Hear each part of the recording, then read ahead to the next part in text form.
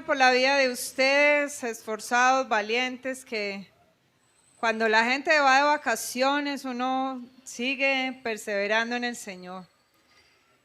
La palabra que el Señor nos regala para esta noche se llama excelencia.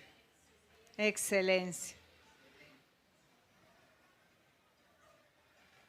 Y excelencia es un término muy popular porque es una cualidad que muchos buscan, que pocos encuentran, pero que se busca para agradar a los hombres, que se busca para mostrar que nosotros somos los mejores, que nosotros podemos sobresalir frente a otras personas. Y la escuchamos muy a menudo cuando oímos decir, ay, esta persona es excelente músico, ese es un excelente futbolista, ese es el mejor, o escuchamos decir, este es un excelente papá. Ahorita escuchábamos a alguien que decía, es un excelente esposo.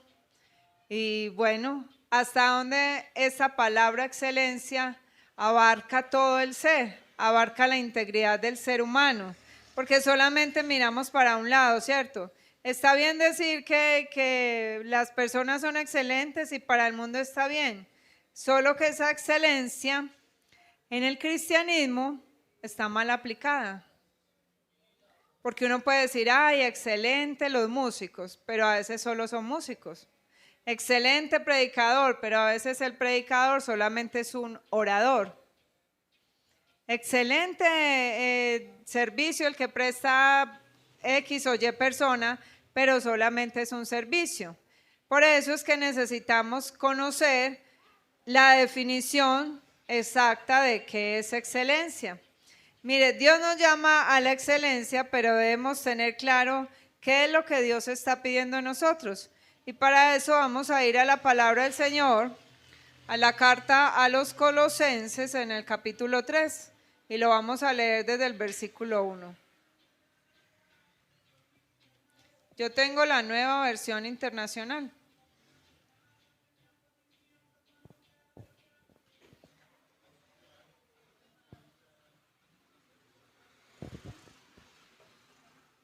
Amén.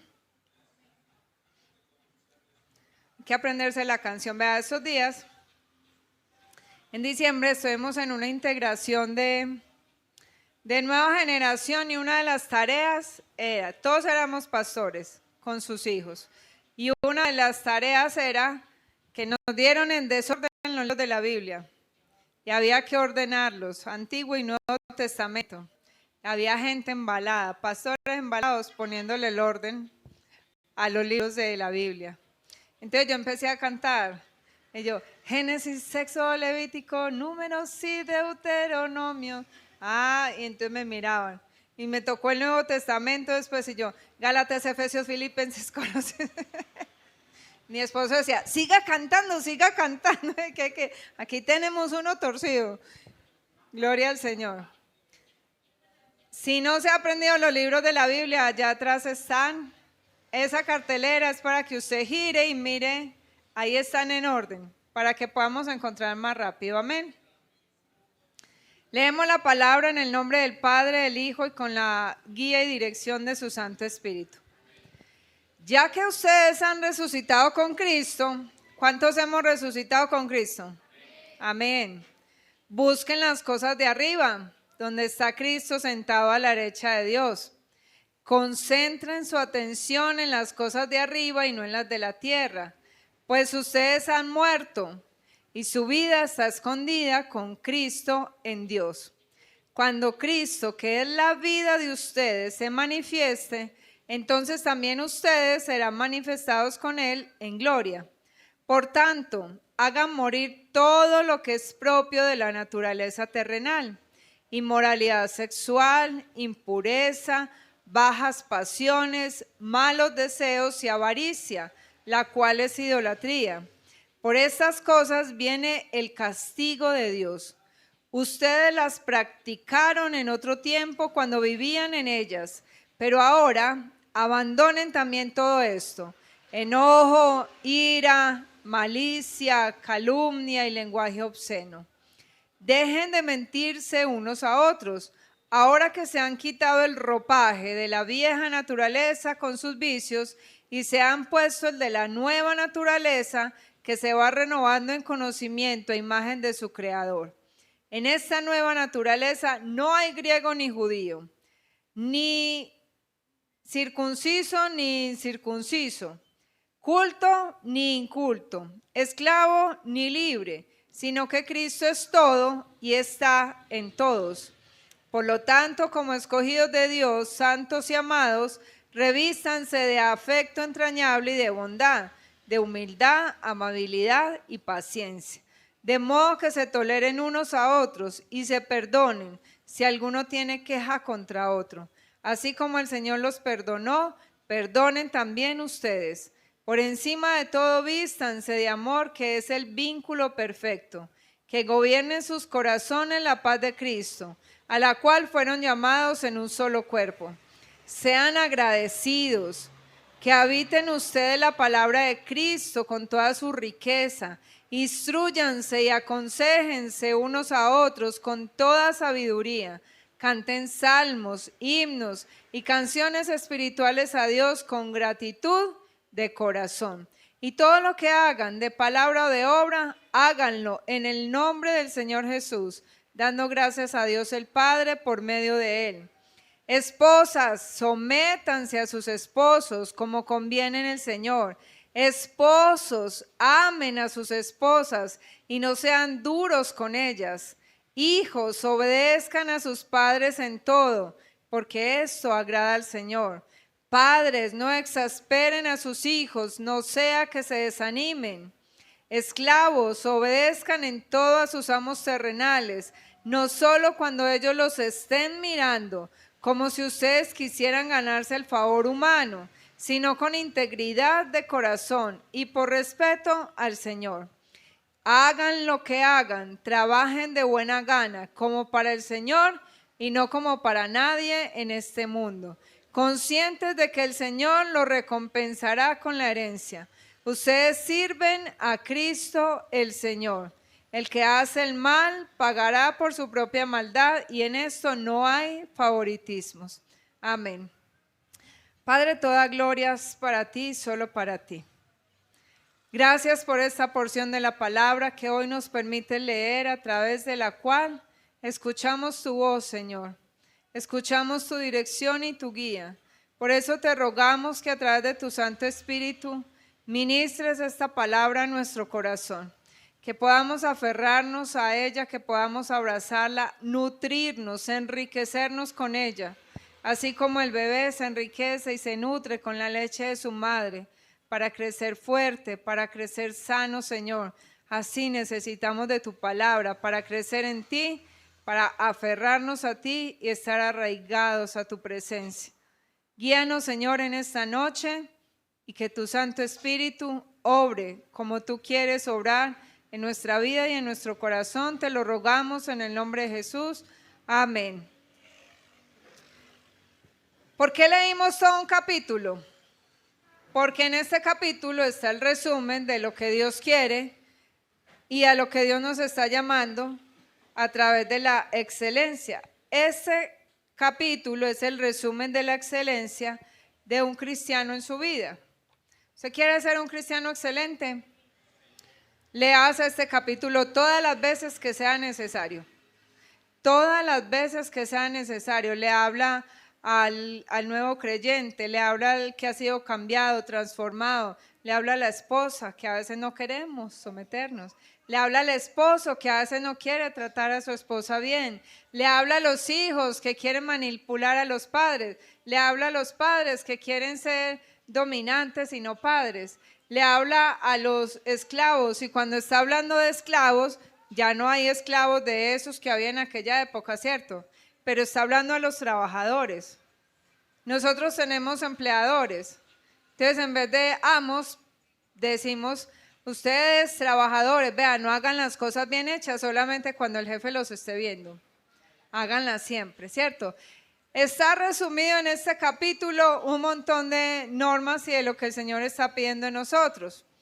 Ahora, ¿qué es excelencia? La definición de la Real Academia Española dice que excelencia es igual a una calidad superior o bondad que hace digna de aprecio y estima a una cosa o una persona.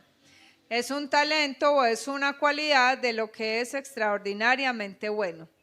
En términos sencillos, traducido al español, a nuestro colombianismo, significa hacer algo de tal manera que vaya más allá de las normas. O sea, haga más de lo que se le pida. Dé la milla extra. No se quede siendo mediocre, solamente con lo que se le está pidiendo. Cristianamente hablando, la excelencia es amar al Señor de tal manera que sobrepasemos el amor ordinario. ¿Cuál es el amor ordinario? El amor básico. El amor ordinario es el que usted y yo le damos al mundo. El que usted y yo le damos al esposo, a la esposa, a los hijos. Eso es un amor ordinario.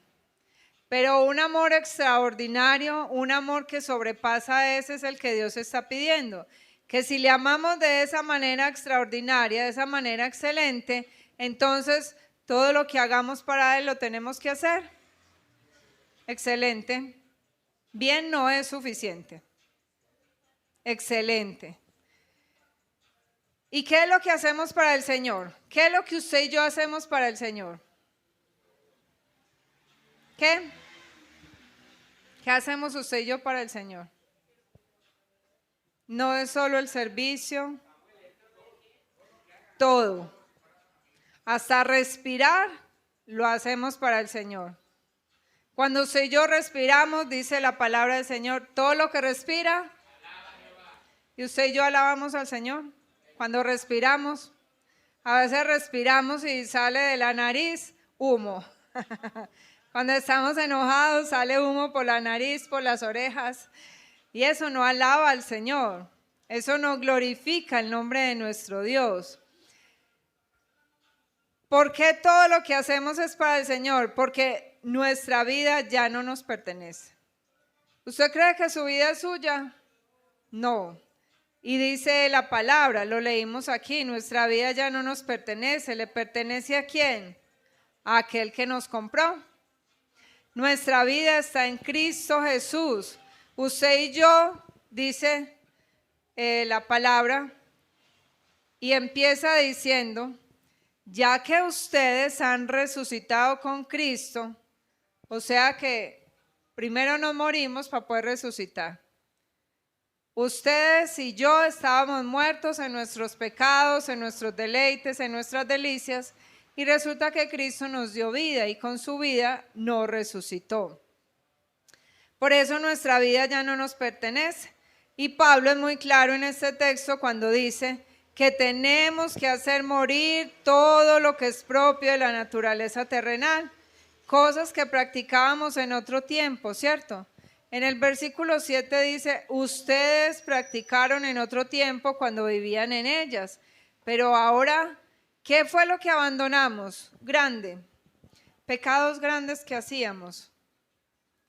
Y me gusta cómo Pablo coge y despedaza esta parte aquí, porque uno cuando llega al Señor, uno dice, ay no, si el Señor me cambió y me transformó. Yo ya no soy inmoralmente sexual, yo ya no tengo bajas pasiones ni malos deseos, yo ya no soy avaro, yo ya no soy vicioso, yo ya no mato, yo ya no robo, pero se nos olvida la segunda parte, que con la segunda parte peleamos y luchamos nosotros como iglesia. ¿Y cuál es la segunda parte? La que está en el versículo 8, dice, pero ahora abandonen también.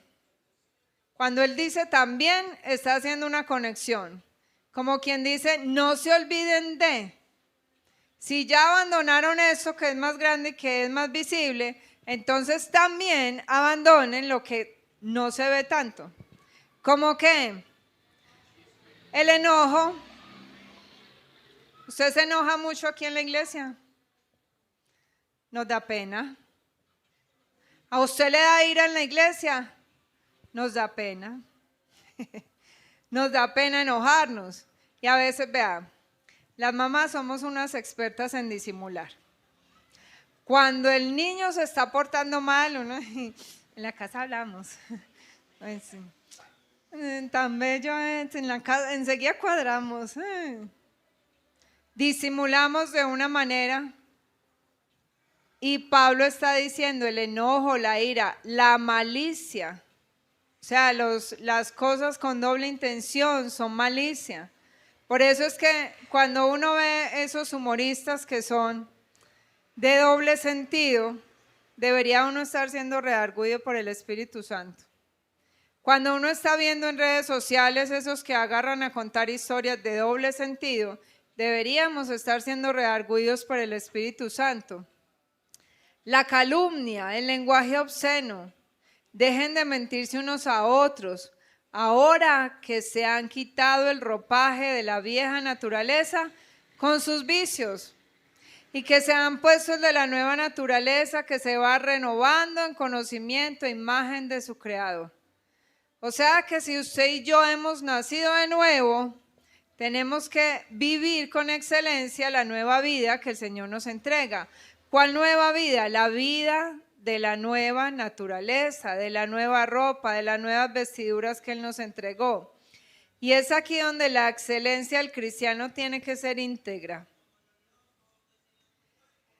Yo no puedo decir que mi esposo es un excelente esposo porque merca, porque me ayuda en los oficios de la casa, porque hace lo que el mundo pide, sabiendo que mi esposo ni me respeta, ni me valora, no me cuida. Yo no puedo decir que soy una excelente cantante en la iglesia si yo no adoro al Señor cada día en mi casa. Yo no puedo decir que soy un excelente servidor en la iglesia si mi vida afuera no está mostrando que de verdad esa excelencia está en mí, que de verdad yo tengo las nuevas ropas y las nuevas vestiduras que el Señor me entregó. Por eso nuestra excelencia como cristianos tiene que ser completa. ¿En qué? En todas las áreas. Porque ¿de qué me sirve ser excelente persona según los estándares del hombre? La gente puede decir, ay no, Alexa es una excelente vecina. Pero ¿qué hace Alexa en la soledad de su habitación? Aparte de que le da hambre a medianoche y levanta a comer pan. Mentira, eso es un chiste. Eso es un chiste que ella publicó. Pero ¿qué hacemos nosotros en nuestra intimidad, en nuestra soledad? Si afuera mostramos que estamos bien, que somos excelentes, pero adentro de nuestra intimidad, ¿cómo somos? La excelencia va de la mano con la integridad. Y eso es lo que el Señor está pidiendo a través de eso. Vea, sean íntegros, sean de verdad testimonio vivo de lo que yo he hecho en ustedes. Porque si en mi vida existen todavía cosas vanas, como las que Pablo menciona entre el versículo 5 al versículo 8, usted y yo no somos excelentes, somos mediocres. Y mediocre es una palabra que no nos gusta que nos digan. ¿Por qué? Porque nos hace enojar, nos hace sentir que no valora lo que yo estoy haciendo. Es que no me valoran, es que no me entienden. Solo Dios me entiende. Vea, si nosotros supiéramos lo que estamos diciendo cuando decimos Dios me entiende y Dios sabe, no habría piedra que nos escondiera.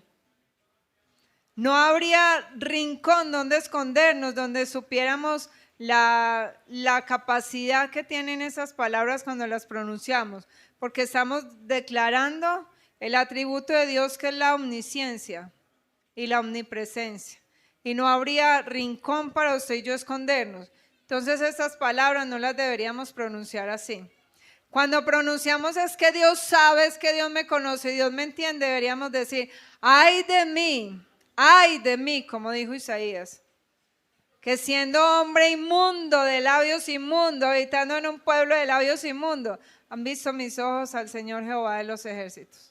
Ay de mí, deberíamos decir más bien cuando pensamos y sabemos que Dios es el único que nos ve y que nos entiende. Mire, por cosas como estas que Pablo enumera aquí, es que usted y yo no avanzamos, usted y yo no, los otros. Que la iglesia no avanza y estamos viviendo como zombies. ¿Cómo vive un zombie? Descerebrado, ¿cierto? Un zombie está descerebrado. Un zombie cree que está vivo, pero está muerto. Y un zombie se está comiendo a los vivos. ¿Por qué a los vivos en las películas les da miedo a los zombies? Porque los zombies los muerden, se los comen y los contagian de su enfermedad.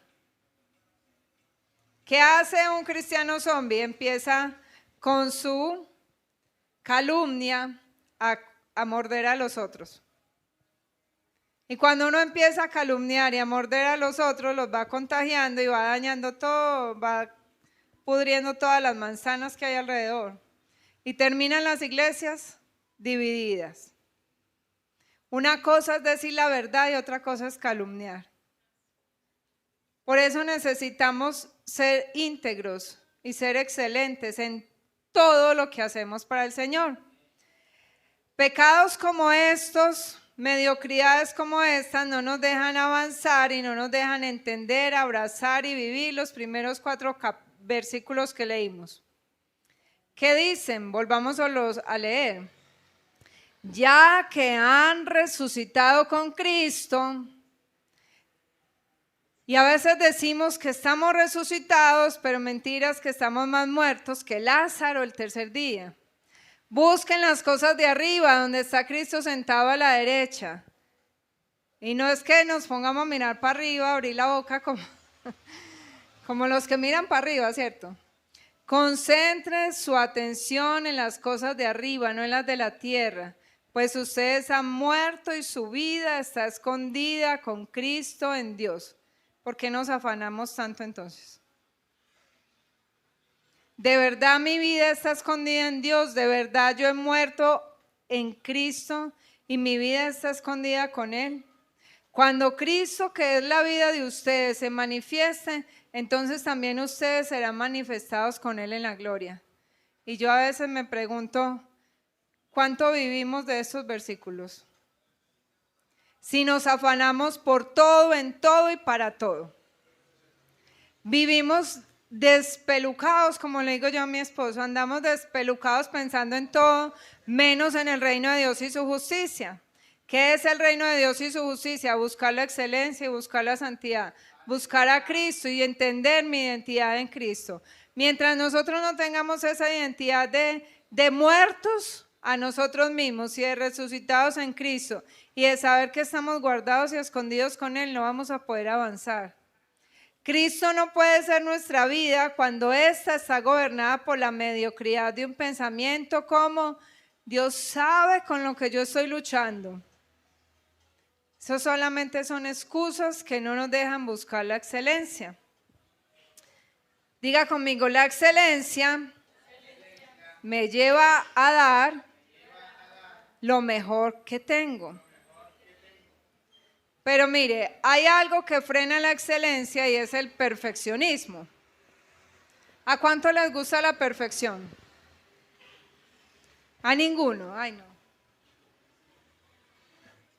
Con razón estamos como estamos. ¿A cuánto les gusta la perfección? A mí me gusta la perfección, pero en esa perfección podemos caer en el perfeccionismo.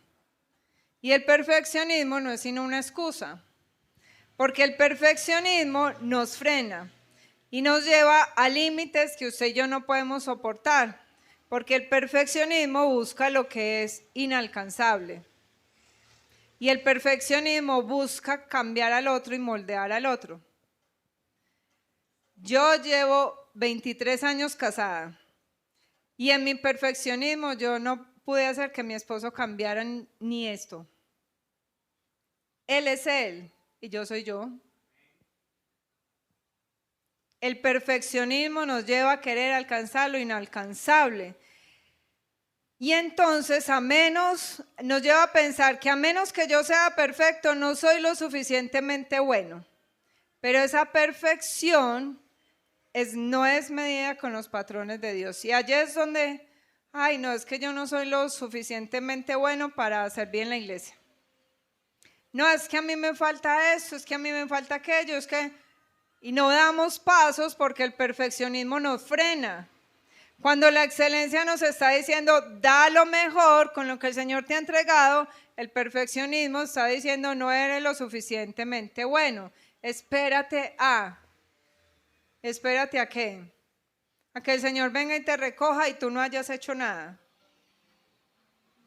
No, es que, vea, cuando el Señor nos puso a nosotros a predicar, yo era más mala. Yo ni sabía hablar. A mí se me enredaba la lengua, se me borraban las letras y yo hubiese dicho, no, yo voy a esperar a ser mejor predicadora. No, entonces, ¿cuándo iba a avanzar? ¿Cuándo iba a avanzar si no arrancaba? Si toda la vida me dio miedo hablar. Yo me escondía detrás de la falda de mi mamá para que no me saludaran. Ahora no culpo a Sara. Eso será, ella a veces no saluda. Pero ella ha mejorado, gloria al Señor. Pero yo era peor, porque yo de miedo, de pena, de lo que fuera, me escondía. Y nosotros no estamos llamados a escondernos ni a esperar a ser perfectos, no. Cristo es quien nos perfecciona cada día y Él lo hará hasta que nos presente Él mismo delante del Padre. Porque dice la palabra de Dios en Filipenses que aquel que nos llamó y que empezó la buena obra en nosotros la va a perfeccionar hasta que Cristo venga. ¿Quién nos perfecciona a usted y a mí? Cristo. Y mientras Él nos perfecciona, nosotros vamos buscando la excelencia. Cristo me perfecciona, pero buscar la excelencia es trabajo mío. Mire, por miedo a no actuar perfectamente y a cometer errores, las personas perfeccionistas no completan sus tareas. A veces ni siquiera las comienzan porque están preocupados que porque les va a ir mal. Y se sienta uno a pensar, ay no vea, es que si yo me pongo a servir en esa iglesia, ese pastor como es, yo no le voy a dar la talla, yo no le voy a dar la medida. Ay, mejor me quedo aquí sentado. Si me pongo a estudiar, ay, no, es que después no me va a quedar tiempo, las tareas. No, yo mejor no empiezo. Y nos vamos frenando y nos vamos frenando y nos vamos quedando ahí. Porque estamos preocupados sobre las cosas negativas que pueden ocurrir. Y en muchas ocasiones los perfeccionistas evitan o posponen tareas que tienen que hacer porque creen que al no hacerlas van a evitar las consecuencias. Y eso se llama mediocridad. Servir en la iglesia es un compromiso muy grande. Yo mejor no sirvo. Me quedo aquí. La mediocridad nos aleja cada vez más del plan y del propósito de Dios. Y así como somos mediocres en el servicio al Señor, así somos mediocres al empezar a renunciar a nuestra vida, a nuestra naturaleza. Después cuando decía dejar todo el pecado y cortarlo de una vez, después lo dejo. Y mentiras que el pecado nos coge ventaja. Y cuando menos pensamos, estamos envueltos en el pecado y no podemos soltarnos de ahí. El versículo 23 dice, hagan lo que hagan, o sea, todo lo que ustedes hagan, trabajen de buena gana como para el Señor y no como para nadie en este mundo. Ahora sí, después de entender qué es excelencia, podemos darle una buena interpretación a este versículo. Porque a través de este versículo hemos visto cómo se saca de contexto. ¿Y qué es lo que escuchamos decir? Cuando hacemos las cosas mal hechas, de mala gana.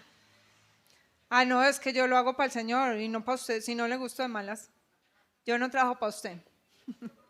No, yo lo hago para el Señor. Es que yo le sirvo a Dios y no a los hombres. Y es la excusa para no sujetarnos, para no someternos. Es que Dios es el que manda. Sí, ¿para qué dejó las autoridades aquí? Este versículo lo podemos entonces interpretar en su contexto y dejar de ponerlo como un pretexto para la mediocridad. ¿Será que con la actitud que estamos teniendo a través de este versículo estamos siendo excelentes para Dios? ¿Estamos haciendo las cosas bien? No, estamos siendo mediocres y no excelentes. Cuando yo amo a Dios con excelencia, como Él dice en su palabra, amarás al Señor tu Dios, ¿con qué? Con toda tu mente y con toda tu alma. Cuando yo amo a Dios con excelencia, ese amor tiene que impactar no solo mi vida, sino también la de los demás. Si ese amor con el que yo digo que amo a Dios no está impactando a los demás, sino que me importa un pepino, ya no es un pepino porque está muy caro el pepino. Me importa una zanahoria. Lo que ustedes piensen, estamos muy mal, porque no estamos mostrando el amor del Señor ni estamos siendo excelentes. Cuando yo amo a Dios y hago las cosas como para Él, voy a poder vivir los versículos del 18 al 22, que no nos gustan, ¿cierto? Nos cuestan. Esposa, sométase a su esposo, como conviene en el Señor. Me dice, pero ¿por qué? Si es que la libertad femenina, la liberación, yo puedo mandar, yo puedo opinar. Sí, podemos opinar. Podemos opinar, empoderadas, pero ese poder es diabólico.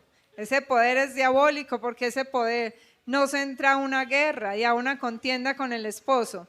Pero el esposo dice, amen a sus esposas y no sean duros con ellas. O sea, no sea duro, vea, denme para las uñas, para el pelo. Mentira, no, ese no es de tacaño, no es de avaro. No sean duros con ella, trátela como a vaso frágil. Amen a su esposa, así como Cristo amó la iglesia, pero la esposa también tiene que amar a su esposo. Y el amar es someterse. Hay cosas que a uno le cuestan, que le cuestan infinidad. Cuestan más que uno de esos jugadores de fútbol que los compran como en 80 millones de euros. Cuesta más que eso, someterse al esposo. Pero dice la palabra, eso es como conviene en el Señor. Conviene en el Señor. Uno dice, a mí no me conviene, pero en el Señor conviene. Entonces, aprendemos. Hijos, obedezcan a sus padres en todo. ¿En qué? Aquí no dice en lo que ustedes quieran, no, dice en todo. En todo. Aunque crean que es cantaleta, aunque crean que es que uno los amargó y los quiere esconder. No. Cuando uno aconseja a un hijo es porque uno ya pasó por ahí, se tropezó, se partió la nariz y uno no quiere que sus hijos hagan lo mismo. Padres, no exasperen a sus hijos. Ay, papá, a veces los exasperamos tanto que ellos se quieren salir volados. Entonces hay que hacer una diferencia entre qué es exasperar, qué es dominar y qué es poner orden en la casa.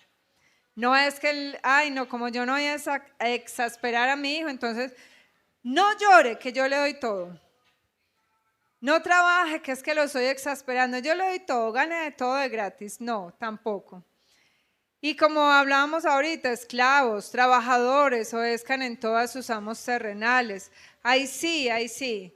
Cuando nosotros obedecemos al Señor, entonces podemos vivir, abrazar estas verdades que el Señor nos está mostrando. Porque si algún área de estas que tenemos aquí está coja en nuestra vida, nosotros no vamos a poder ser excelentes en el Señor. ¿Cómo va a pretender uno que viviendo en guerra en su casa sea un excelente servidor, sea un excelente adorador, si en su casa no pasa de un pleito y de una contienda? A veces los pleitos y las contiendas en la casa son por nuestra culpa, pero siempre estamos señalando al otro y no nos estamos mirando hacia adentro. Entonces necesitamos alcanzar la excelencia porque esta nos lleva a entender que sea lo que sea que hagamos, debemos reflejar el amor y la pasión que tenemos por Dios.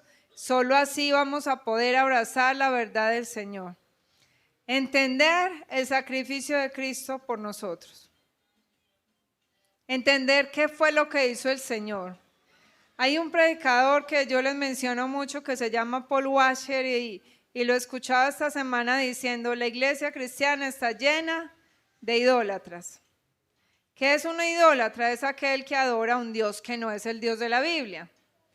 Él dice: cantan canciones muy lindas y son verdades, pero si usted entra a un servicio en una iglesia cristiana, le entrega una hoja a cada persona que hay allí y le dice: escriba los atributos de Dios, muy pocas personas van a saber qué escribir, porque están adorando a un Dios que no conocen. Y eso se llama idolatría. Adorar a un Dios que uno no conoce se llama idolatría. Por eso cuando usted y yo adoramos a la Virgen éramos idólatras. Cuando adoramos al Dios Mamón, al Dios dinero, al Dios esposo, al Dios hijo, somos idólatras. Por eso necesitamos conocer al Dios de la Biblia para poder vivir estas verdades que el Señor nos muestra en su palabra. Usted y yo no vamos a alcanzar a tener identidad hasta que no entendamos de quién es que somos hijos. ¿Cómo es que es nuestro papá? Y un papá se conoce a través de una relación genuina, real, íntima, verdadera con él. No a través de emociones, sino a través de la verdad de la palabra. Si yo no tengo intimidad con mi papá, ¿yo qué voy a saber cómo es él? Yo no supe sino las cosas malas de mi papá. Yo nunca me sentí identificada con mi papá como hija. Para mí mi papá era mi hermano mayor y mi papá era el que proveía en la casa. Proveía poquito, pero alguna cosa hacía, ¿cierto? Pero para mí mi papá era mi hermano mayor y yo tuve que vivir un duelo de perder a mi figura paterna aún estando pequeña y él aún estando vivo, porque hubo un corte cuando él se casó. Entonces yo no tuve esa identidad de padre y así mismo en la iglesia hoy no tenemos identidad de padre porque no lo conocemos, porque no vivimos con él, porque no nos relacionamos con él, porque vemos a un papá de cada 8 días. Yo veía a mi papá cada 8 días borracho porque madrugaba mucho, llegaba muy tarde en la noche, se acostaba a dormir y no lo veía sino los fines de semana que llegaba borracho. No pasaba así con mi hermano. A mi hermano lo veía todos los días, compartía conmigo, me llevaba al supermercado, me sacaba por ahí a los juegos. Él era el que me daba tiempo. Mi papá no.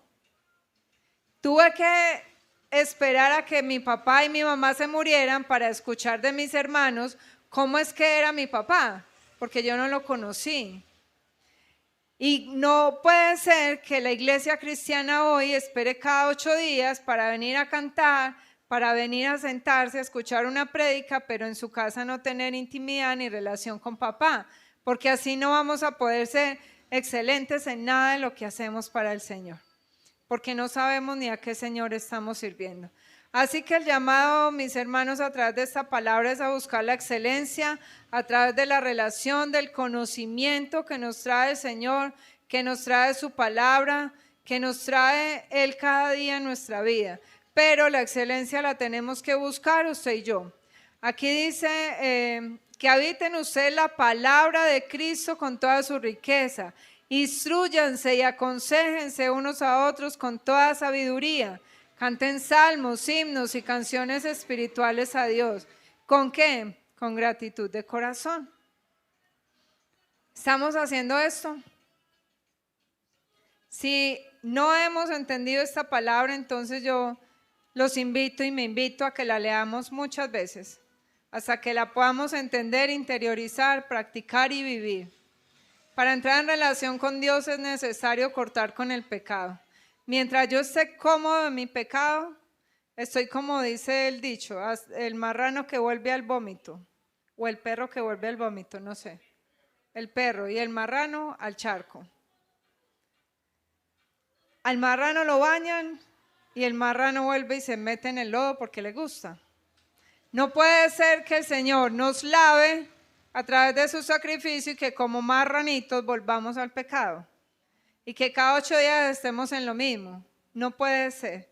Es necesario y es urgente que nosotros despertemos y que empecemos a vivir la excelencia a la que el Señor nos ha llamado. Amén. Así es que vamos a orar en esta noche, a pedirle al Señor que nos dé ese entendimiento, que nos dé esa pasión para poder vivir su palabra. Padre, gracias, Señor, de nuevo en esta noche. Gracias porque tu palabra es muy clara, tu palabra es muy simple, es muy fácil de entender. Y te rogamos, Señor, que así con la facilidad con la que la leemos, podamos vivirla, podamos aplicarla en nuestra vida.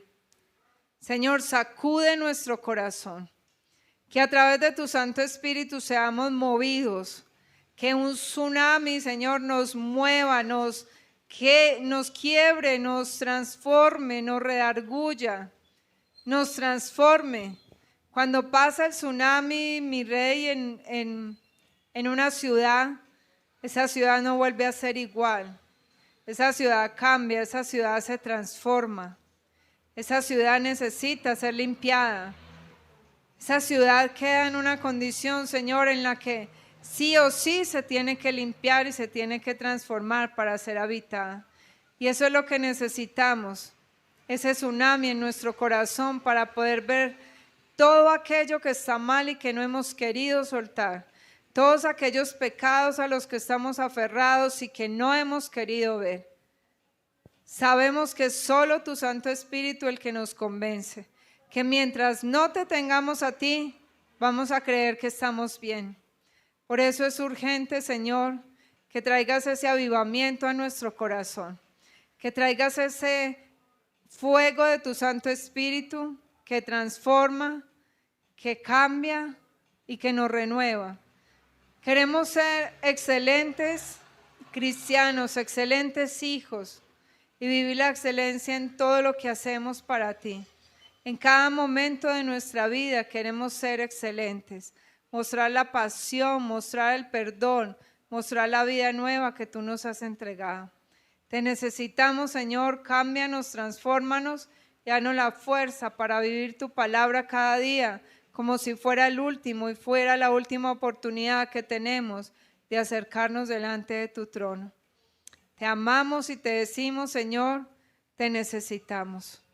Necesitamos tu presencia y necesitamos tu espíritu más que el agua y más que el pan en nuestra vida. Por eso damos a ti toda la gloria y te decimos gracias por permitirnos reunirnos y escuchar tu palabra.